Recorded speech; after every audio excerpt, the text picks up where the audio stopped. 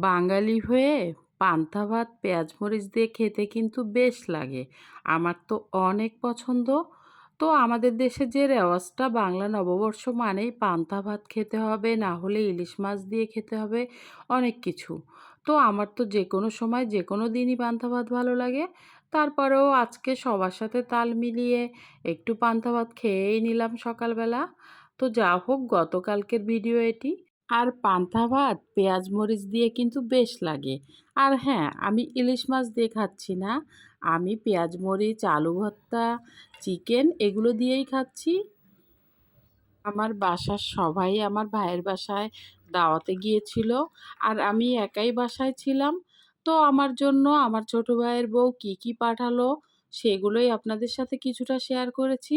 আর হ্যাঁ, ভিডিওটি দেখতে হলে না টেনে শেষ পর্যন্ত আমার সাথেই থাকুন।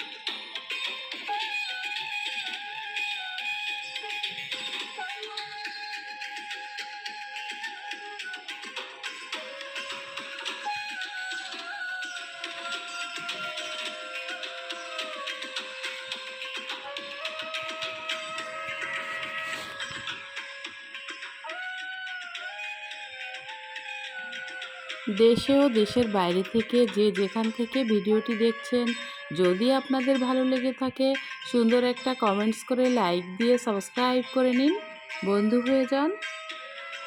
সকালবেলা পান্তা ভাত খেয়েছি, আর রাতে আমার ছোটো ভাইয়ের বউর হাতের সুন্দর বিরিয়ানি রান্না খেয়ে নিলাম। তো সবাইকে নববর্ষের শুভেচ্ছা জানিয়ে আজকের মতো বিদায় নিচ্ছি।